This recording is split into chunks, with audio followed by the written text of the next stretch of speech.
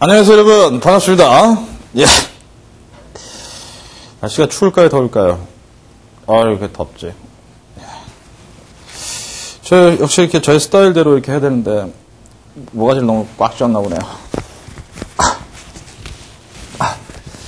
자, 죽는 줄 알았습니다 제가. 예. 자, 좀 더 내릴까요? 네. 됐죠? 자, 날씨가 많이 더워졌어요. 자, 지금 이제 곧 뭐 수능이 다가오고 이제 그렇게 됩니다. 그래서 여러분들 더우니까 그냥 뭐 좀 시원한 얘기 하나 해드려야겠는데, 어린 꼬마 감자가 엄마한테 물어봤어요. 엄마, 나 감자 맞아? 그랬더니 엄마가 당근이지. 울면서 가출했습니다. 꼬마 감자가. 예. 계속 하겠습니다. 그래도. 그리고 나서 가출 후에 한참 지나서 다시 돌아왔습니다. 이번 할머니한테 물어봤어요.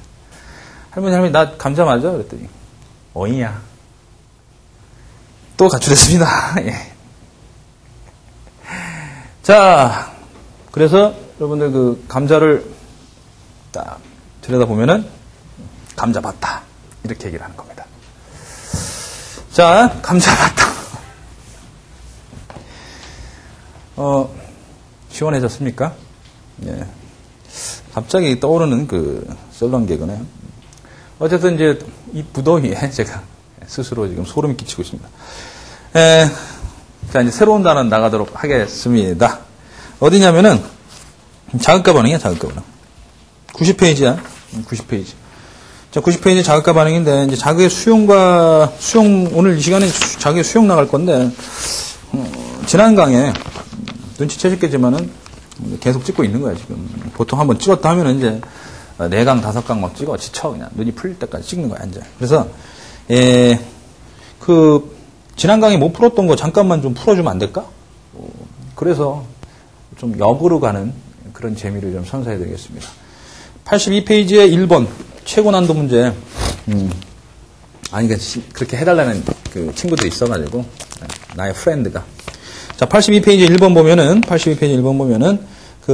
B분의 A 곱하기 100이라는 건데, B는 뭐냐면, 신동맥 내 혈장의 농도야, 혈장의 농도. 그 다음에, A는 세뇨관 내 여러 가지 물질의 농도야. 세뇨관 내 여러 가지 물질의 농도. 그러니까 무슨 얘기냐면은, 이렇게, 여기서 이제, 여기의 농도나 여기의 농도는 거의 같잖아. 그지? 여기서 지나가면서 농도가 어떻게 되느냐 이거지.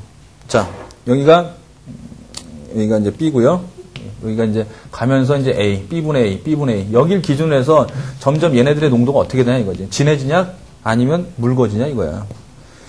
근데 이제 나트륨 봐봐, 나트륨은 일정해. 농도 변화가 없어, 일정해. 그 얘기 뭐니? 여기나 B분의 1, B분의 A 1, 즉, 농도 변화가 없다는 얘기는 무슨 뜻일까?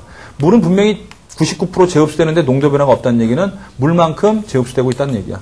물의 재흡수율과 같은 게 나트륨이야. 그 다음에 물보다 더 많이 재흡수되면 더 많이 줄어들었으니까 더 농도가 줄어들겠지. 물이 분명히 줄어든단 말이야, 재흡수를 통해서. 근데 그보다도 더 농도가 줄어들었으니까 인산기라든가 HCO3- 이거는 탄산수소 이온. 얘네들은 물보다 더 많이 재흡수된 거야. 그러니까 이거보다 더 줄어든 건 더 많이 재흡수된 거고. 당연히 얘네들은 100% 재흡수된 거고. 포도당 아미노산은 100% 재흡수고. 그다음 물보다 재흡수율이 낮은 건 얘네들이야. 물보다 재흡수율이 낮은 건 농도가 더 진해진 놈들. 얘네들이 물보다 재흡수율이 더 낮은 거야. 알겠지? 요거 좀 참고로 해줘. 알겠어? 그 다음에 83페이지 4번 봐봐. 83페이지 4번. 자, 복막 투석을 통해 환자에게 포도당을 일부 공급하는 것이 가능하다. 복막 투석을 통해서, 그렇지. 투석액에다가 포도당을 좀 많이 넣어주면, 사람보다 좀 더 많이 넣어주면 어때? 가능하죠. 투석액에 있는 포도당이 혈액으로 들어가니까, 우리 몸에 들어가니까, 링겔 주사, 내가 얘기했을 거야. 지난 강의에서 링겔 주사. 그지? 포도당 수액 주사. 맞아. 니은, 투석액보다 투석액 B를 A보다 B? 야, 우리 혈액이 있고, 투석액이 있는데, 자, 우리 몸에 지금 체액이 있어, 체액. 몸이 부었어. 신장이 고장나면 막 몸이 부어. 물이 나가야 되는데 물이 제대로 안 나가. 조직액도 많이 차 있고 혈액도 많아. 또는 조직액, 혈액 또는 조직액. 이게 너무 많이 고여 있어, 물이. 그럼 이쪽으로 빠져나가게 해야 돼, 물이 빠져나가게 해야 돼. 그럼 저농도에서 고농도 쪽으로 물이 빠져나가는 거지. 그지? 그러니까 이쪽 고농도 투석액을 써야지 우리 몸에서 물을 많이 제거할 수 있는 거야. 고농도 투석액. 알겠지? 그 다음에 디귿, 단백질 말도 안 돼. 단백질 통과 못 해. 리을, 그렇지. 요소, 요산과 같은 노폐물이 투석액 쪽으로 나와서 제거된다. 자, 이거 높아지시면 여러분들이 좀 원해가지고 풀어준 거고요. 이제 진짜로 자극과 반응 단원 들어가자. 자극과 반응에서 80페이지 보면은, 자, 지금 오늘 이 시간에 할 내용들은 상당히 쉬워요. 적합자극 나오죠? 적합자극. 그래서,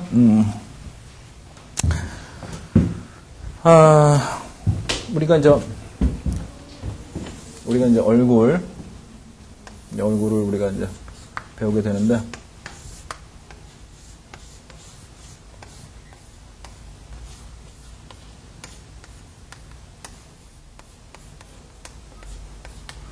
자, 맨날 그 마스코트인 기웅이 오빠 보다가 이렇게 착한 우리, 얘 누구냐? 저의 어릴 적 사진입니다. 저의 어릴 적 사진이라고 보시면 돼요. 참 잘생겼다. 그럼 참 잘생겼네. 라는 소리를 무지하게 많이 들으면서 살아왔으면 하는 그런 저희 어린 시절이. 희망상. 자, 그래도 난 들으면서 살았어. 왜? 봐봐. 여기가 이제 그 적합자극이라고 해서 이제 자극을 받아들이는 기관인데, 이게 눈이죠, 눈은 뭘 받아들이는 거냐? 가시광선 영역을 받아들인다. 가시광선 영역에서 이제 자외선, 적외선은 안 받아들여. 자외선, 적외선은 못 봐. 우리가 볼 수 없어. 적외선을 볼 수 있으면 좋겠다 이런 놈도 있는데, 가시광선 영역만 볼 수 있어. 빨주노초 파란볼을 얘기하는 거야. 알겠지? 그 다음에, 여기. 눈 다음에 귀. 귀는 이제 청각이니까 소리. 소리. 또는 음파지, 음파. 그래서 20에서 2만 헤르츠의 가청 진동수가 있어. 1초의 진동하는 횟수를 헤르츠라고 하죠, 헤르츠. 그래서 20에서 2만 헤르츠까지 들을 수 있어. 그러니까 진동수가 상당히 낮으면은, 진동수가 적으면 낮은 소리야. 진동수가 굉장히 낮은 소리. 이게 1초에 지금, 얘가 27번 진동하고 있는 거야. 그 다음에, 이제 만 번이 넘어가면 거의 이제 쉬즈건. 이게 이제 12,500Hz. 2만 Hz 넘어가면 이제 박쥐, 돌고래, 초음파. 알겠지? 초음파, 그 엄마 뱃속에 있는 애 얼굴 볼 때. 그게 초음파야. 그건 우리는 못 들어. 한번 2만 Hz 넘을 테니까 한 3만 Hz 내가 해볼 테니까 들어봐, 한번. 안 들리죠? 네. 좋습니다. 아까는 또 낮은 소리. 아까 다른 거예요. 어쨌든, 낮은 소리도 안 들려. 낮은 소리도 한 10Hz에도 안 들리고요. 높은 소리도 못 들어. 여기만 가청 진동 소리가 들을 수 있는 소리다. 알겠지? 자, 그 다음에 귀는요, 이 소리하고 음파뿐만이 아니라 무엇도 받아들일 수 있냐면요. 그렇죠. 네. 관성, 그 다음에 중력, 관성에 의한 회전감각을 담당해요, 회전감각. 이건 반고리관이 있어요, 귀 안에. 배우게 돼요, 이제 귀에 가서. 중력에 의한 위치감각도 담당을 합니다. 중력에 의한 위치감각도 이게 전정기관이 있어. 그래서 귀에서 담당하는, 귀라는 기관이 상당히 중요하구나. 그렇지. 귀 고장나면 소리도 안 들을 뿐더러 어지러워요, 어지러워. 얘네들이 잘 작용 못하니까. 그 다음에, 코는 기체상태 화학물질이야. 기체상태 화학물질. 똥가루가 들어가면은 코의 상피세포에 있는 그 수용체 후세포가 있어. 후세포에 분자가 딱 달라붙어서 그게 이제 머리까지 대뇌 피지까지 전해지는 거야. 알겠지? 그 다음에 이렇게 혓바닥 내밀고 그래. 자식아. 에이. 자, 여기가 코, 혓바닥. 뭐냐? 액체 상태의 화학물질. 이건 미각이라고 그러죠, 미각. 이건 후각, 미각. 그죠? 그 다음에 이제, 뺨따구니? 좋습니다. 뺨따구니 세포. 뺨따구니에서 이제, 피부 감각이 있습니다. 피부 감각. 피부 감각은 통각. 아픔 느끼지? 압각. 압력 느끼지? 촉각. 터치 느껴지지? 터치 바이 터치. 냉각. 차가움 느껴지고, 온각 느껴지지. 이게, 각각 느끼는 지점을 점이라고 그래. 통점, 압점, 촉점, 냉점, 온점이 있어. 온점이 제일 적어. 뜨거움을 가장 많이 못 느끼지. 뜨거움. 자, 그래서 피부 감각. 이렇게 해서 이것들이 다 적합자극이야. 요거 바뀌면 큰일 난다잉. 요거 바뀌어가지고 적합자극 바뀌면 얘네들 웃긴 일이 벌어져. 요거를 뭐 소리 듣는다든가. 뭐 이런 식으로 되면 곤란하단 말이야. 코는 냄새 맡는데 딱 쓰는 거지. 어? 소리 듣는다든가 아니면 맛을 본다든가 이러면 안 되지. 곤란하다. 가끔 코로 맛보는 애들 있지. 코로 물 들어가고 막 이런 애들. 자. 보겠습니다. 이래서 이제 감각기관이 이제 자극을 받아들이는 기관이고, 거기에 이제 각각의 이제, 적합자극. 기억해 두세요. 적합자극. 어려운 내용 아닙니다. 자, 이제, 여러분들 이제 조금씩 이제 신경을 좀 써야 됩니다. 조금씩 신경을 써야 되는 게 이제 실무일, 뭐 역치, 뭐 이런 게 나오는데요. 배보의 법칙. 뭐 여기까지 할 거야. 실무일, 역치, 배보의 법칙. 이번 강의 난 솔직히 말해서 지금 하이탑을 찍고 있는 강좌 중에서 제일 여유가 있는 강의다, 이게. 난 여기서 그냥 판토마임도 하고 싶어. 판토마임도 하고 싶고, 뭐 별거 다 하고 싶은데, 어쨌든 그래도 우리 진도를 나가야 됩니다. 자, 역치하고 실무일 알아보자. 자, 자극을 주면 당연히 반응을 하죠. 살아있는 생명체는, 그죠? 근데 바로 반응을 하는 게 아니다, 이런 얘기야. 어느 정도 이상의 자극의 세기가 있어야지만이, 반응을 할 수 있다는 얘기야. 그래서 자극과 반응의 관계예요. 자극과 반응의 관계. 자극을 줬을 때 당연히 반응을 하는데요. 자극을 준다고 해서 바로 반응을 하는 게 아니라 어느 정도 세기 이상의 자극의 세기가 있어야지만 반응을 합니다. 즉, 자극의 세기가 0일 땐 당연히 반응 안 하겠지. 그죠? 반응의 세기. 반응 안 하죠. 근데 자극의 세기가 1, 얘네들도 반응 안 하네. 2, 반응 안 했네. 3, 오케이. 3에서 반응을 했어. 이 정도. 됐어요? 자, 이제 그 다음이 문제야. 1, 2, 3, 4, 5, 6. 자극의 세기를 크게 했어. 그럼 반응의 세기는 어때? 우리가 생각할 때. 반응의 세기도 커질 것이다. 이렇게 생각하지. 근데 그게 아니라 단일 근섬유일 때 단 하나의 근육 섬유, 즉 근세포야. 오케이? 근섬유가 하는 일이 뭐냐면 자극받으면 수축을 해. 자, 자극받으면 수축을 하니까 이 반응 정도가 이 수축 정도 또는 수축 강도라고 생각해. 수축 정도 또는 수축 강도. 강도야. 수축 강도다. 자, 그러면은 여기 이제 뼈에 달라붙어 있는 뼈다구에 달라붙어 있는 근육을 썩둑 잘라봐. 그럼 썩둑 자르면은 여기에 수많은 근다발들이 있어. 이것도 집합이야. 그 근다발 딱 빼내면 그 안에 근세포 하나가 있어. 이게 단일 근섬유야. 여기다가 자극 주는 거야. 여기다 자극 줬을 때 1에서 반응 없었고 2에서 반응 없었고 3에서 반응이 있었어. 즉 3에서 수축. 자극 줬더니 수축 된 거야. 그랬더니 4라는 자극 그 이상 줬더니 그래도 얘는 할 줄 아는 게 수축. 얘 하나가 할 줄 아는 건 수축이야. 그걸 더 많이 수축할 수 없어. 범위가 여기까지 한정되어 있기 때문에. 수축이야, 그냥. 수축. 3, 4, 5, 6, 수축. 그 똑같아, 반응의 크기는. 즉, 수축 정도는, 수축하는 힘은 똑같아. 그러니까, 자극을 받았을 때 반응의 크기는 일정해진다, 이 얘기야. 응? 일정해진다. 이런 그래프가 나와. 그래서, 우리가 이렇게 반응을 일으키는 최소한의 자극의 세기를 우리는 뭐라고 그러냐면 이것을 역치다 이렇게 얘기해요. 역치. 그래서 역치가 작으면 작을수록 예민한 거야. 작은데 벌써 반응을 해? 대단히 예민한 성격의 소유자가 되는 거야. 역치가 크면 클수록 둔한 놈이야. 진짜 둔한 그런 그지? 역치가 작을수록 예민하다는 거 알아두셔야 되고요. 그 다음에 역치 미만에서는 반응이 없어. 없을무. 역치 이상에 실질적으로 반응이 있어. 실질적인 반응이 있어. 실질적인 반응. 그러면 이게 실무율이 되는 거야. 실무율. or none. or none. 또는 or nothing. nothing, low. nothing's no, or none, low. 이게 실무율의 법칙입니다. 자, 단일 근섬유에서 적용되는 법칙보다 단일 근섬유에서 적용되는 법칙은 실무율의 법칙이다. 즉, 실무율의 법칙은 뭐다? 역치 미만에서는 반응이 없지만 역치 이상에서는 최대의 반응을 나타낸다. 즉, 역치 이상에서 자극의 세기가 커지더라도 반응의 크기가 증가하지 않는다. 반응의 크기는 일정하다. 이게 실무율의 법칙이야. 실무율의 법칙. 오케이? 근데 우리가 자극을 세게 줬을 때 우린 반응을 크게 한다 이렇게 생각하잖아. 그지? 보통 자극을 세게 줬을 때 반응을 크게 하잖아. 근데 어떻게 일정하게 됩니까? 예를 들면 얘네들이 엉덩이 근육이다 그러면 맞을 때, 자극받을 때 엉덩이 근육이 수축을 한단 말이야. 수축.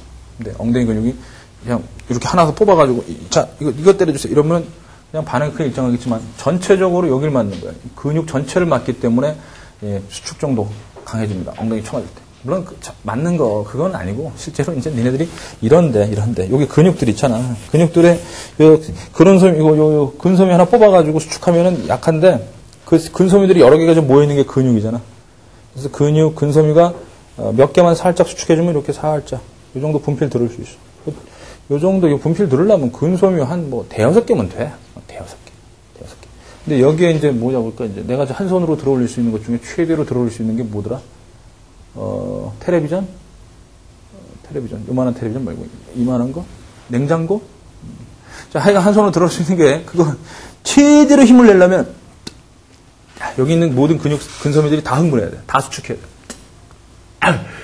이렇게 다 수축하는 겁니다. 그래서, 자극의 세기를 이빨에 가해줬을 때 반응이 크게 커지는데, 수축 강도가 커지는데, 그 이유는 바로 근육 전체에 대해서 얘기를 하는 거예요. 근육 전체에 대해서. 그래서, 자극의 세기가 커지면은요, 반응의 크기가 커진다. 반응의 크기가 이제 점점 커집니다. 그거는 단일이 아니라 대조적이다. 여기서 잘 비교해라. 집합적인 근육 또는 근다발 이런 복수적인 의미, 집합적인 의미, 여러 세포들이 모여 있는 것들을 얘기해. 알겠지? 여러 세포들이 모여 있는 것들. 왜 얘네들이 증가할까? 반응의 크기가. 그거는 간단합니다. 논리적으로 생각하실 때 이 근섬유가 여러 개가 있어요. 이렇게 여러 개가 있습니다. 자, 근육에는 근세포들이 여러 개가 있어요. 근데 그 중에 5개가 있다고 치자. 그러면은 3, 4, 5, 6, 7. 이걸 뭐냐면 각각의 근섬유들이 역치값이야. 역치값이 달라. 아니 당연히 다르지. 근섬유가 뭐 출생 성분이라든가 출신이라든가 아니면 얘네들 일란성 뭐 그런 건 아니다. 어쨌든 간에 얘네들이 같을 리가 없지. 다 같은 놈도 있을 수 있지만 수많은 근섬유들이 조금씩은 다 역치값이 달라. 즉 자극을 주었을 때 0, 1, 2, 3, 4, 5, 6, 7, 8 계속 줬을 때 3에서 처음 반응이 일어나서 3이라는 자극에서 얘가 먼저 수축을 해. 얘 하나가. 그럼 요 정도 수축 강도를 나타내니까. 그지? 그 다음에 3, 4, 5, 6 계속 자극이 세지면은 어떻게 되냐면 4에서는 얘도 흥분하고 얘도 흥분하겠지. 둘 다 흥분하니까 수축 강도가 좀 세죠. 5라는 자극의 세계에서는 3개가 흥분하니까 좀 더 큰 힘으로 당겨줘. 반응의 크기가 더 커진다는 얘기예요. 좀 더 세게. 그래서 이런 식으로 자극이 세지니까 흥분하는 근섬유 숫자가 증가하게 돼. 흥분하는 근섬유 숫자가 증가해서 결국은 7 이상에서는 더 이상 증가하지 않게 되지. 7 이상에서 7, 8, 9, 10 더 이상 증가하지 않지. 그래서 그래프의 요 부분을 따가지고 자연스럽게 그린다면 요 부분부터 자연스럽게 그리면 이렇게 되는 거죠. 이런 식으로. 됐지? 이런 식으로. 어느 정도까지는 자극의 세기가 커지니까 반응이 크게 커지는 그런 그래프가 나와. 이것은 실물이 적용이 안 된 거야. 전체니까. 자극의 세기가 커질수록 흥분하는 근섬유 숫자가 증가하는 거지. 점점. 맞지? 흥분하는 근섬유 숫자가 증가하는 거야. 그래서 7부터는 전부 다 흥분을 하지. 7부터는 전부. 8, 9, 10 더 이상 증가하지 않을 때. 오케이? 그래서 자극의 세기가 커지면 흥분하는 근섬유 숫자가 증가한다. 따라서 반응의 크기가 어느 정도까지 증가한다. 이게 일반적인 거야. 알겠지? 그래서 근육이나 근다발이나 신경다발 있지? 신경다발. 요렇게 돼. 신경다발. 하지만 여기는 어떻게 돼? 실물이 적용되는 건 단일 근섬유나 아니면 단 하나의 또 신경섬유가 있지. 신경섬유. 이건 이제 뉴런이라고 보시면 되는데요. 뉴런이라고 보시면 되는데, 자, 뒤에 가서 이제 여러분들 혹시 안 배운 학생들 있죠? 뒤에 가서 이제 배우게 됩니다만은, 이 활동전이라는 게 있어요. 활동전이. 자, 단일 신경섬유는 자극을 받으면요, 활동전이가 발생을 해요. 활동전이. 그래서, 이렇게 자극을 받게 되면요, 평상시에는 마이너스 70mV를 뛰게 되다가, 이제 뒤에 가서 배운다. 지금 잘 모르더라도 그냥 들어. 마이너스 70mV를 뛰다가 자극을 딱 받게 되면, 이게 자극이야, 자극. X축이 자극인데, 역치자극이지, 역치. 0부터 시작해서. 역치자극일 때, 이제 활동전이가 발생하는데, 그 활동전이의 크기는 변함이 없고 점점 자극이 세지더라도 활동 전의 크기는 변함이 없고 활동 전의 빈도가 증가하게 돼. 빈도. 활동 전의 빈도가 증가하게 돼. 빈도. 오케이? 자, 이렇게. 그래서 자, 여기서부터 여기까지를 우리는 뭐라고 그러냐면 활동전이라고 그래. 활동전이 이게 반응의 크기야. 활동전의 크기. 활동전의 크기 얼마까지 올라가냐면 마이너스 70에서 플러스 30 또는 35까지. 한 100 정도 올라가. 100 정도. 활동전의 크기는 변함이 없어. 자극이 세지더라도, 자극의 크기가 커지더라도, 자극의 크기가 커지더라도 활동전의 크기는 변함이 없어. 단 빈도는 증가한다는 거. 빈도는 증가. 알겠지? 활동전의 빈도가 증가한다는 거. 좀 미리 좀 알아도. 오케이? 그러니까 하나의 뉴런 있지. 신경소묘. 단일 신경소묘. 얘네들은 자극을 아무리 세게 줘도 활동 전의 크기는 변함이 없는데 빈도는 달라진다. 이렇게 알고 있으면 돼. 그러니까 쉽게 얘기해서 얘네들의 값이 역치 이상일 때 활동 전의 크기가 일정하니까 얘도 뭐가 적용되냐면 실무율이 적용되는 거야. 실무율이. 근소묘, 단일 근소묘나 단일 신경소묘, 단일 근소묘나 단일 신경소묘는 실무율이 적용된다는 거 잊지 마라. 알겠지? 오케이. 자, 그래서 실무율에 대한 개념을 지금 얘기를 했습니다.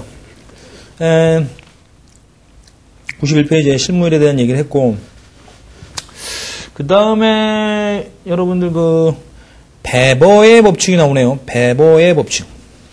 그러니까 일반적으로 베버의 법칙을 이제 얘기를 하는데, 이 베버라는 사람은 뭐에 대한 얘기를 했냐면요, 자극 변화에 대해서 관심이 있었어요. 자극 변화. 그러니까 이것도 지금 자극을 변화시켜주고 있지, 그지? 자극의 세기를 변화시켜주고 있지. 그러니까 얘네들은 자극의 세기가 변하면서 반응의 크기가 어떻게 되는지를 지금 관심을 가졌는데, 그러면은 베버도 이 그래프 가지고 한번 얘기를 할 수 있어. 즉, 요 그래프 다시 한번 그려볼게. 자극의 세기에 대한 반응의 크기 그래프가 요런 그래프잖아. 요 따우 그래프잖아. 그지? 요 따우 그래프를 한번 그려볼게. 자극의 세기에 대한 반응의 크기 그래프를 한번 그려보면은 요 따우 그래프야. 여기서 요런 식으로. 됐지? 요런 식으로. 자, 요런 식으로 된단 말이야. 그럼 일단 여기 처음 반응이 일어난 거니까 여기를 뭐라고 하면 돼? 역치다. 이렇게 얘기 좀 돼. 여기 역치. 됐지? 요 정도 자극의 세기가 역치였어. 그지? 아까 여기가 역치였잖아. 여기가 역치잖아. 처음에 반응을 했던 요 자극. 그지? 역치. 됐지? 반응을 일으키는 최소한의 자극의 세기. 역치. 오케이? 그래서 여기 역치. 근데 반응의 크기를 일정하게 제가 한번 딱 나눠볼게요. 반응의 크기가 일정하게. 반응의 크기 일정하게. 자, 반응의 크기가 여기 반응 크기에 똑같다고 치자. 반응 크기 똑같아. 됐지? 다 동일한 반응의 크기야. 동일한 반응의 크기를 얻기 위해서는 얼마만큼의 변화를 줘야 되느냐. 자, 처음 자극이 여기 있을 때는 이만큼 변화시켜줘야지 이만큼 반응을 했는데, 처음 자극이 여길 때는 이만큼 변화시켜줘야 이만큼 반응을 해. 처음 자극이 여길 때는 이만큼 변화시켜줘야 이만큼 반응을 해. 처음 자극이 여길 때는 이만큼 변화시켜줘야 이만큼 반응을 해. 다시. 동일한 반응의 크기를 얻기 위해서는, 즉 반응을 하기 위해서는 처음 자극이 작을 때는 조금만 변화시켜주면 되는데 점점 처음 자극이 점점 커지고 있지. 맞지? 처음 자극이 점점 커지니까 어떻게 되고 있니? 더 많이. 처음 자극이 여기야. 요만큼만 변화시켜주면 반응해. 처음 자극 여기야. 이만큼. 얘보단 큰 거야. 얘보단 큰 거니까 처음 자극 여기야. 그럼 이만큼 변화시켜야지 반응해. 처음 자극이 더 컸어. 이만큼 변화시켜야지 반응해. 처음 자극이 더 컸어. 이만큼 변화시켜야지 반응해. 즉. 처음 자극의 세기 있잖아.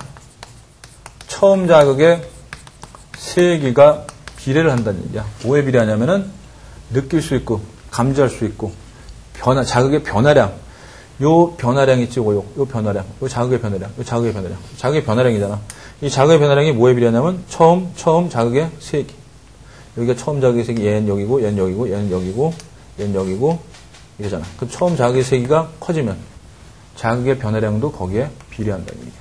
처음 자극의 세기가 이렇게 증가하면 어떻게 변화량도, 자극의 변화량도 비례한다는 얘기야. 즉, 우리가 느낄 수 있는, 즉, 반응할 수 있는, 느낄 수 있는 힘, 반응할 수 있느냐, 느낄 수 있는 또는 반응할 수 있는 자극의 변화량이 증가한다는 얘기야. 처음 자극을 강하게 받으면은 많이 자극을 변화시켜줘야지만 느끼게 된다는 얘기야. 오케이? 그러니까 첫 경험의 중요함이야. 첫 경험. First experience가 평생 여러분들의 인생을 좌지우지할 수 있다는 얘기야. 첫 경험의 세계가 너무 크면은 웬만큼 이서는 이제는 니네 반응이 없어. 무덤덤해져. 웬만한 그 경험의 변화량 가지고는. 자극의 변화량 가지고. 알겠어요? 그러니까 처음에는 항상 조금 약하게, 천천히, 릴렉스하게. 알겠어? 19세 하겠습니다. 과감하게. 자, 19세입니다. 첫 사랑의 강렬한 그 지우겠습니다. 안 되겠습니다. 니네들은 학생이기 때문에 안 되는 거죠. 자, 그래도 모르겠습니다. 제가 수업하다 어떤 발언을 할지 편집되는 한이 있어도. 어쨌든 간에 첫 경험이 굉장히 중요하다. 첫 뽀뽀. 앞니빨이 쏙 빠지는 강렬한 뽀뽀를 하게 되면 그 다음부터는 웬만한 뽀뽀는요. 그냥 그렇구나. 너 절로 꺼져라. 뭐 이런 식으로 반응하게. 근데 처음에 릴렉스 하게 되면 이제 처음에 자극의 세계가 약하면 조금만 변화돼도 놀랍니다. 이런 놀라움이. 자, 처음에 자극의 세계는요. 이게 뭐가 있겠냐. 빛이라든가 소리라든가 뭐 시각, 청각, 맛, 그 다음에 냄새, 뭐 피부감각, 압각 뭐 이런 것들 아니겠니? 그래서 처음에 상당히 미지근한 물에서 넣었을 때 처음 온도 있지. 근데 조금만 온도를 높인 물 넣으면 금세 느낄 수 있어. 아, 뜨거워졌구나. 근데 워낙 뜨거운 물 속에 있으면 굉장히 많이 뜨겁게 해줘야지만 느끼게 되는 거야. 맞지? 그 다음에 처음 자극의 빛. 굉장히 적은 빛이 있어. 어둠 속에 있으면 조금만 변해도 밝아짐이 느껴져. 촛불도 그렇고 자동차 헤드라이트. 뭐 가로등 낮에 켜놔도 잘 못 느끼지. 그건 자극 세기가 클 때는 잘 못 느낀다는 얘기야. 그러니까 아침에 학교 갈 때는 새벽에 갈 때는 밝아짐이 느껴져. 자극이 작으니까 조금만 변해도 느껴지는데. 낮에 학교 갈 때는 낮에는 밝아지고 있어. 아침 9시, 10시, 11시도 밝아지고 있는데 그때는 워낙 밝기 때문에 밝아짐을 못 느끼는 거야. 소리도 마찬가지야. 조용할 때는 조금만 변화시켜도 니네들 다 들려. 부스럭부스럭. 시끄러우면 그거 안 들리지. 왜냐하면 시끄럽다는 얘기는 엄청나게 자극의 세기가 크니까 그에 상응할 만큼 엄청난 변화를 줘야지만 느끼게 된다. 그래서 큰 소리로 얘기해야 된다. 큰 소리가 나야 돼. 맛도 마찬가지고. 짠맛이든 단맛이든 워낙 처음에 짠맛이나 단맛을 경험하면 웬만한 변화에선 느끼지 못해. 맛의 변화를. 냄새도 마찬가지야. 니네들이 워낙 처음에 첫 화장실 가서 똥냄새 뿌지직 쌌는데 강렬한 냄새를 맡았다. 그러면 그 다음번 나오는 똥냄새는 느껴지지 않는다. 이건 적절한 예인지 모르겠습니다. 예, 적절하지 않은 것 같기도 하고요. 좋습니다. 어쨌든 이것이 베버의 법칙인데 자극의 변화에 관련된 법칙을 베버가 밝혀낸 겁니다. 그래서 요때는 요 시점에서의 자극, 요거 변화는요. 적은 자극, 어두울 때 또는 작은 소리일 때 요럴 때고요. 요때는 밝을 때 또는 시끄러울 때 뭐 이런 강한 큰 자극 받았을 때 더 많이 변화시켜야 되는 거고 이때는 작은 자극이기 때문에 조금만 변화시켜도 느낀다 이런 얘기죠.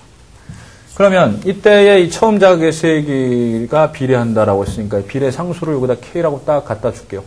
그럼 K를 갖다 놓고 식을 만들면 얘가 밑으로 내려가겠지.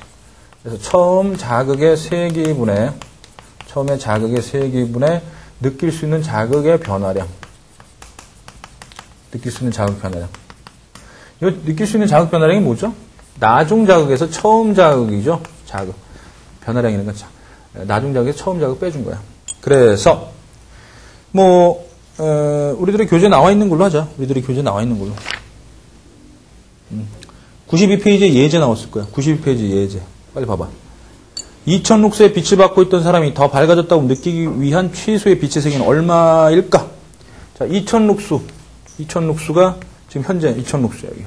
근데 밝아짐을 느끼기 위해서는 최소는 얼마큼? 자, 베버 상수가 나오는데 이게 베버 상수. 여기 있잖아.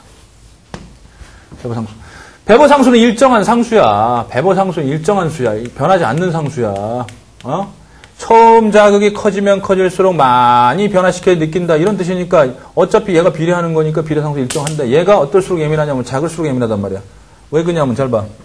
자, 2000룩스에서 지금 베버 상수가 얼마나 나왔냐면은 시각의 베버 상수 100분의 1이야. 즉 100분의 1 여기다 넣어줘요. 이 식에다. 100분의 1은 100분의 1은 처음에 자극의 세기가 얼마야? 지금 2000 룩스에 있으니까 2000 룩스 x 얼마를 변화시켜줘야 되냐 이거야. 그럼 뭐 20 됐으니까 20 변화시켜주면 되네. 그지? 맞지? 20 변화시켜주면 되지? 그러면 2000 룩스에서 2020 룩스가 되면 밝아짐을 느끼게 되는 거야. 맞지? 2020 룩스로 나오지. 그런데 만약에 5000 룩스에 있었다. 훨씬 더 밝은 데 있었어. 그럼 더 비례로 더 많이 변화시켜주면 돼. 5000 룩스죠. 자, 이거로 5000분의 얼마 해줘야 돼? 5000분의 50. 비례해주면 되지. 5050 룩스. 맞아. 맞지?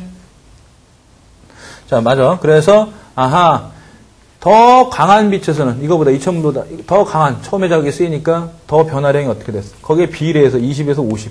비례된 거지. 더 증가한 거지. 이 얘기. 이게 이제 배보의 법칙이란 얘기지, 이게. 그래서, 만약에, 100분의 1인데요. 100분의 1인데. 어떤 사람은 10분의 1이라고 치자. 10분의 1. 배보상수가. 이게 원래 일반적으로 100분의 1인데, 어떤 사람은 10분의 1 좀 다르다고 치자. 그러면 이 사람은, 2000 룩스에서 얼마를 변화시켜줘 느낀다는 얘기냐? 2000 룩스의 빛에 있어서 얼마 변화시켜줘야 돼? 200만큼 변화시켜줘 느낀다는 얘기야. 그지? 200만큼 변화시켜주지. 자, 그러면 배보상수가 100분의 1일 때하고 10분의 1일 때하고 100분의 1이면 더 작잖아, 배보상수가. 그러면 조금만 변화시켜서 느낀다는 얘기고 배보상수 크잖아. 많이 변화시켜준다는 얘기네. 배보상수가 어떨수록 작을수록 변화에 대해서 민감하다. 자극의 변화에 대해서 민감하다. 예민하다. 이렇게 얘기하는 거야. 작을수록. 배보상수가 이거에 비해서 이게 작으면 조금만 변화시켜도 느낀다는 얘기야. 알겠어? 그 우스운 예로 내가 좀 많이 드는 예인데 만약에 짠맛에 배보상수가 2분의 1이라고 치자. 실제로는 이거보단 더 작다. 자, 미각이 6분의 1이라고 하는데 어떻게 2분의 1이라고 하자. 2분의 1. 여기다가 이제 소금을 이제 찌개 끓이려고 이제 소금을 넣는데 10g을 넣었어. 10g 이제 있어 여기 소금을. 근데 좀 밍밍해. 소금이 덜 들어서 밍밍해. 그래서 이제 좀 짜게 하려고 좀 더 짜게 이제 맛을 느끼려고 소금을 더 쳤어. 소금을 더 쳐가지고 4g을 넣었어. 4g. 그러면은 배보상수가 2분의 1이라는 얘기는 현재 지금 니네가 이것을 맛을 봤을 때 10g이었었고, 그지? 처음 자극이 10이었는데 얼마를 변화시켜서 느낀다는 얘기냐? 5g을 더 넣어줘야지만 느낀다는 얘기야. 5g을. 근데 10g인데 4g 넣어주니까 14g 됐는데 어때? 느껴져 안 느껴져? 자극의 변화가 안 느껴져. 더 짜졌다 이런 느낌이 안 들어. 밍밍한 거야. 이상한데? 그래서 이번엔 뭘 넣었냐면 6g을 더 넣었어. 6g. 근데 아시다시피 14g이 있어. 소금이 14g 있는데 여기서 얼마 넣어줘야지? 최소한 7g을 넣어줘야지만이 짜게 느껴지는데 6g을 넣어주니까 그래도 안 짜네. 20g 됐는데. 이상하지. 소금은 계속 들어가고 있는데 지금 웃기는 일이 벌어지고 있는 거야. 그러면 20g에서는 얼마를 넣어줘야지? 20g에서는 10g을 넣어줘야지 짠맛이 느껴지는데 9g을 넣어준 거야. 그럼 29g, 웜에 30g 계속 늘어나는 거야. 이거 난리 났어, 이거 찌개 딱 올려놓는 순간, 그 밥상에 올려놓는 순간, 모든 인간들의 얼굴에 혈관의 이완 확장, 혈관의 확장, 그렇지, 이완, 오케이. 얼굴이 시뻘개집니다, 전부 다. 이거 뭐야, 소금국이야! 이런 얘기를! 밥상을 엎어버리면 안 되고요. 어쨌든 간에. 하여간에, 여러분들.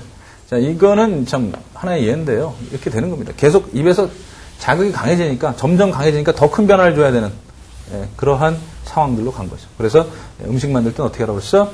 그렇지. 지나가는 사람 붙잡고 맛을 보게 하는 겁니다. 알겠어요? 맛 좀 봐주세요. 아니면 자기가 입을 헹구고 나서, 그리고 나서 맛을 봐야 돼.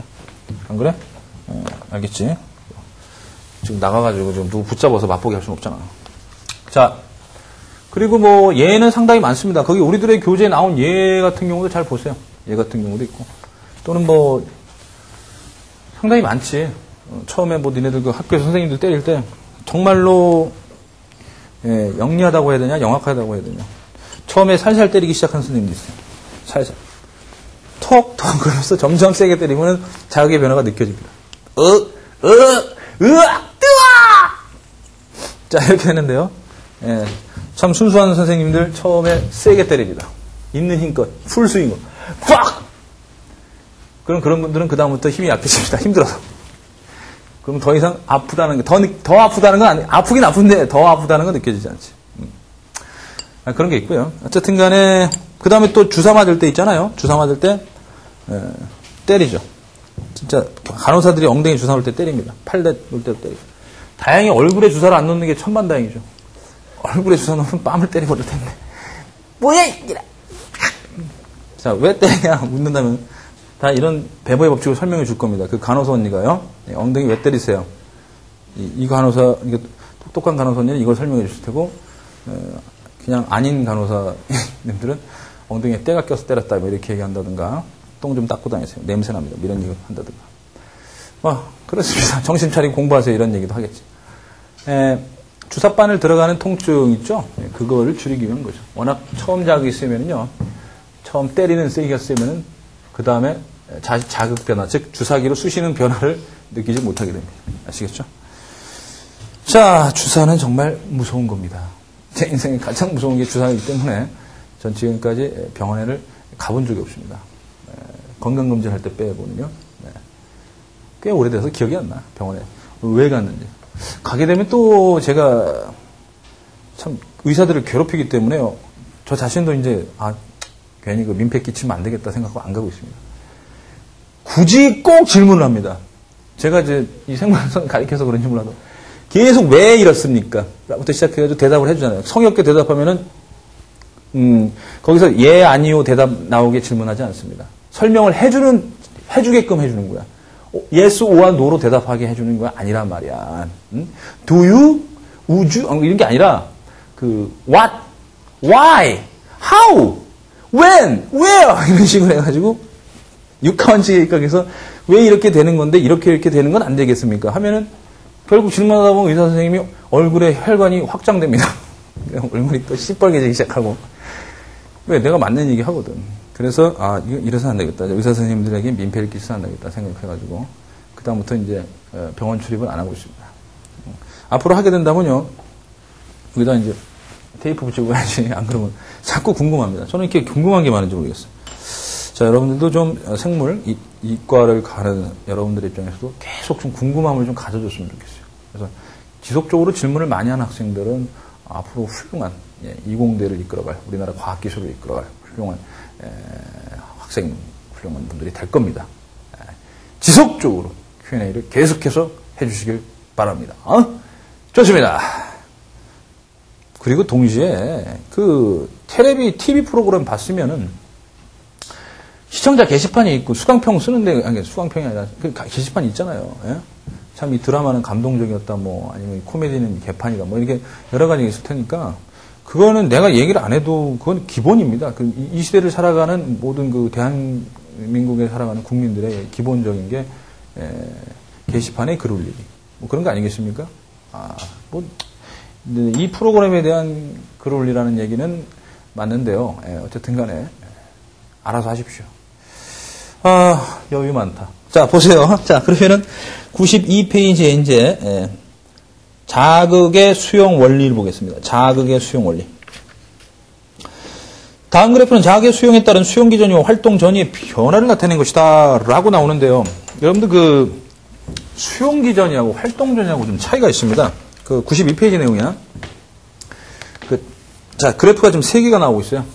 3개가 나오고 있는데, 첫 번째 맨 위에 있는 그래프는 자극의 세기를 달리해주는 거고요. 그 다음에 두 번째 그래프는 수용 기전이를 나타내주고 있고요. 세 번째 그래프는 활동 전이를 나타내주고 있습니다. 그래서 이 시점에서 여긴 자극이 이제 제로인 겁니다. 제로에서 자극을 요만큼을 지속적으로 줬다는 얘기야. 한 1만큼을 지속적으로 줬다는 얘기고요. 그 다음에 또 제로가 됐다가 다시 2만큼을 지속적으로 줬다는 얘기고요. 다시 제로가 됐다가 3만큼을 지속적으로 줬다고 생각합시다. 됐죠? 그래서 자극의 세기가 1만큼 지속적으로, 2만큼 지속적으로, 3만큼 지속적으로 줬다고 생각하잔 말이야. 그러면 수용기전이라는 건 감각기관에서 발생하는 전위야. 그러니까 전위는 내가 이제 다다음 강 시각기 지나고 청각기 지난 다음에 이제 그때 이제 얘기하겠는데, 그때 이제 얘기할 거야. 어디냐면, 몇 페이지에서 할 거냐면, 자, 우리들의 교재로는 한번 살짝 펴봐. 우리들의 교재로는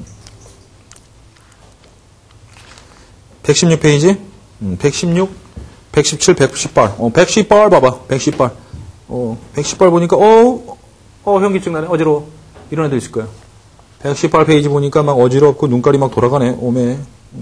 이런 거 배우면 이거 생물은 포기하려고 드는데, 에이, 별거 아니야. 이 정도는 니네들 나한테 배우면은 이제 좁쌀로 만든 밥. 이제 족밥 된다는 얘기지. 굉장히 우습습니다. 아시겠죠? 네. 그래도 좀 118, 119, 120 좀 어려워 보이긴 한다. 그지? 이 책의 특징이 어려워 보이긴 한단 말이야. 그때 이제 배웁니다. 전이차, 막전이. 한마디로 얘기하면 전류가 흐른다 이런 얘기야. 세포는 늘 전류가 흐를 준비가 돼 있어. 이게 전압이고.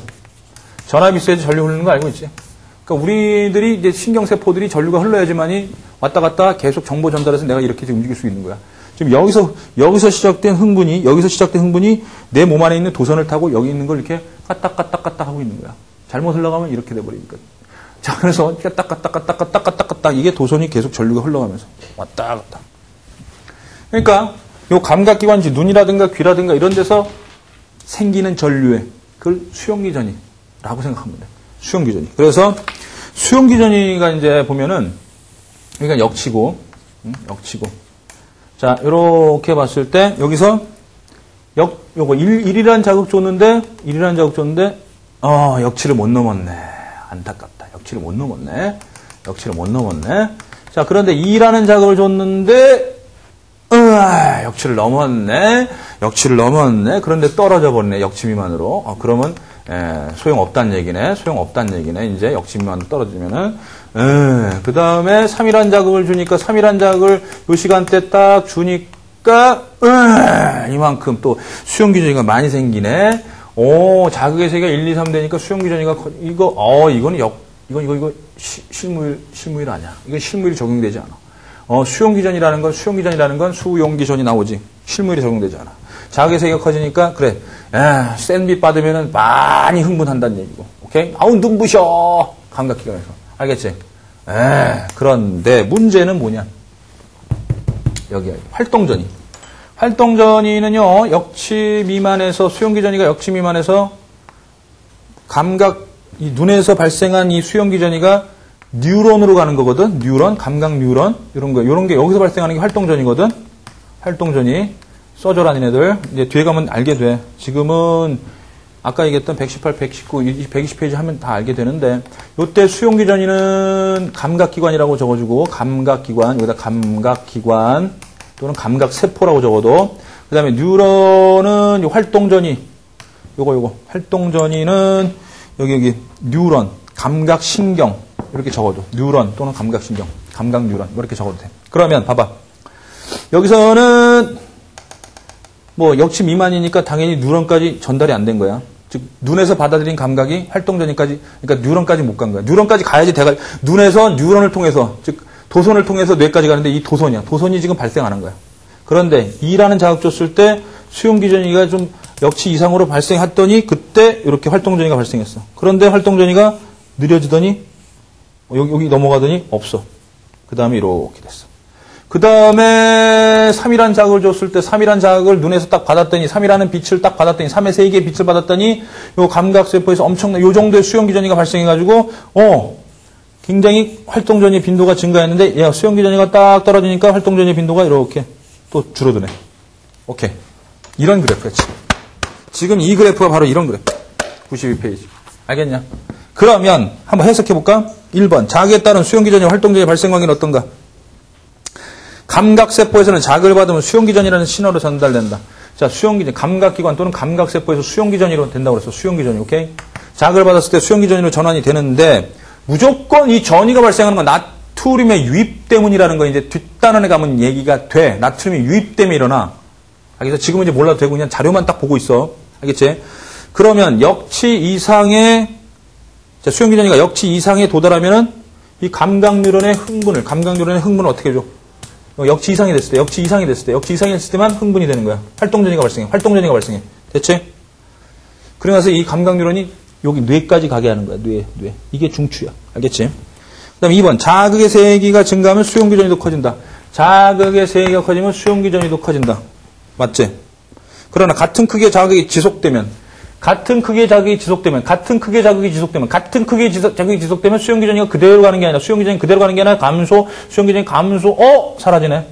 수용기 전위 감소, 이러다가 이제 사라지겠지. 어허, 수용기 전위가 감소한다. 이건 뭐니? 그러다가 수용기 전위가 감소하다가 역치 미만이 되면 활동 전위가 발생하네. 못 느낀다는 얘기야. 지속적으로 같은 자극이 주어졌을 때, 동일한 자극이 지속적으로 주어졌을 때, 수용기 전위가 감소해서 수용기 전위가 역치 미만으로 내려가게 되면 반응이 사라져버려. 이걸 우리는 뭐라고 그러냐면 감각의 수능 형상이라고 그래. 수능. 알겠지? 감각의 수능. 역치가 변한다. 역치가 또 높아져도 상관이 없지. 역치가 변해도 만약에 이 역치에서 더 높아져 버려도 역시 둔해져 버리는 거니까 못 느끼게 되는 거고 똑같아. 오케이? 자, 수용기 전위가 역시 작아지더라도 역치 미만으로 가니까 반응이 안 돼. 오케이?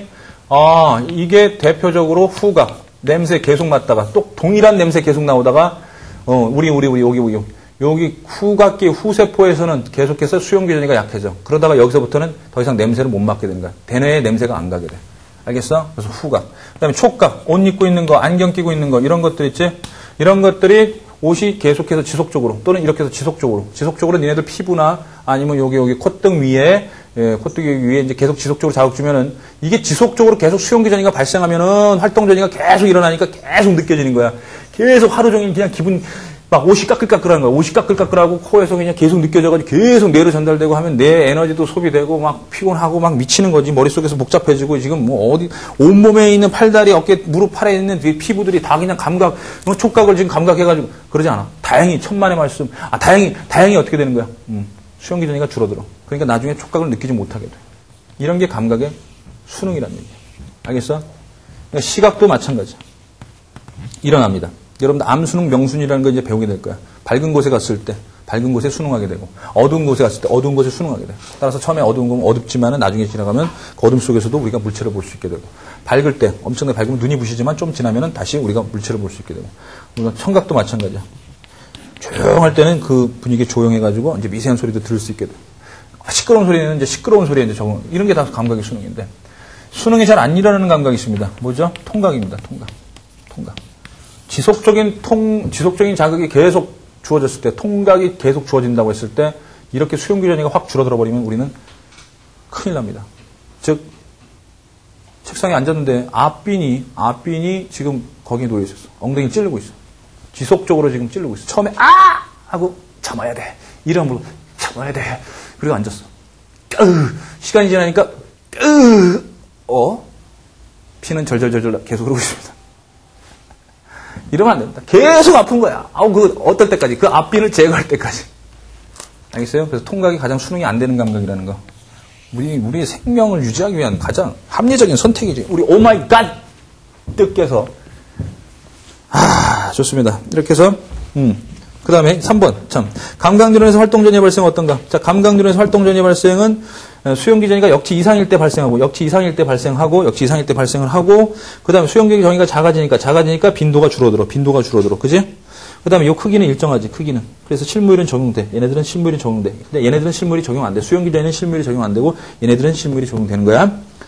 그 다음에 4번. 자극의 세기가 커지더라도 감각뉴런에서 생성되는 활동전이의 크기는 일정하지만, 강한 자극에서 활동전이가 더 자주 생성된다? 빈도가 더 증가된다는 얘기야. 빈도가 더 많이 증가됐어. 알겠지? 수용기 전위가 커지고 빈도가 더 커졌다. 자극이 커지면 수용기 전위도 커져서 빈도도 더 증가한다. 이런 얘기야. 알겠지? 그런데 이제 수용기 전위가 작아지면 빈도도 줄어들게 된다. 알고 있습니다. 자, 그래서 거기 감각의 수능에 있죠. 여러분들 뜨거운 욕조에 처음 들어갈 때는 뜨거운 온각이 느껴지지만요. 좀 시간이 지나면 뜨거운 물도 잘 안 느껴지고 수영장도 마찬가지야. 처음에 들어갈 땐 차갑게 느껴지지만 좀 지나면은 그냥 그렇습니다. 수영장 물이요. 알겠죠? 이런 것들이 수능이다 이렇게 보면 돼요. 자, 그럼 문제를 몇 문제 풀고 끝내죠. 자, 우리들의 교재는 몇 페이지냐면은 107페이지에 7번 보자. 107페이지에 7번. 자, 107페이지 7번. 단사탕을 먹고 난 후에 과일을 먹으면 달다고 느끼지 못한다. 그렇지? 과일이 왜 이렇게 맹숭맹숭해지냐. 귤은 신맛만 나고 시기만 하고 단데도 귤이 단데도. 이거 배보지 배보. 워낙 처음에 니은 시끄러운 도로에서는 도서관에서보다 큰 소리로 말해야 된다. 자극의 변화를 얘기하는 거니까 배보다. 디귿 수능입니다. 디귿 수능. 알겠죠? 수능. 열탕에 들어가서 시간이 지나면 뜨겁다고 느껴지지 않게 된다. 자, 그런데 점점점 익어간다. 계속 그러다가 개구리 같은 경우는 개구리 탕이 될 때까지도 튀어나오지 않는데. 넘겨라. 그 다음에는 개념 활용 문제에서 110페이지 볼까? 110페이지. 110페이지에 1번 봐봐. 110페이지 1번. A는 C보다 작게 된 역체가 작다. 아니죠. A가 역체가 가장 크죠. 가장 둔한 겁니다. 니은 자극의 변화에 가장 민감한 A는 101에서 109, 즉 8을 변화시켜줬더니 반응의 세기가 더 커져서 느꼈고, B는 100에서 105, 5만큼 변화시켰고, C는 100에서 107, 7만큼 변화시켰으니까, B가 5만큼 변화시켜서 가장 적게 변화시켰을 때 느꼈으니까 니은 맞습니다. 디귿 자극의 세기가 커지면 자극에 반응하는 세포의 수가 증가한다. 즉 이거 실물 적용되니 안 되니? A, B, C 전부 다. 실물이 적용 안 되고 있지. 실물이 적용 안 된다는 이게 무슨 뜻이야? 실물이 적용되는 건 하나에, 하나에 단일. 하지만 실물이 적용 안 될 땐 여러 세포들이 반응을 하기 때문이라고 그랬잖아. 내가 여러 세포들. 그래서 자극의 세기가 커지면 반응의 크기가 커지는 이유는 반응하는 세포 수가 증가하기 때문이다 라고 했어. 알겠지? 그 다음에 2번 봐봐. 110페이지 2번. 방금 전에 설명한 내용이다. 110페이지 2번. 자극의 세기가 커지면 활동전의 크기가 증가한다. 어디 보자. 자극의 세기가 커지면 활동전의 크기는 일정합니다. 크기는 일정하다고 했어. 이게 활동전의 크기야. 틀렸고. 니은 수용기 전위의 크기가 역치 이상이면 역치 이상일 때 활동전위가 발생했어. 맞고. 디귿 동일한 세기의 자극이 지속되면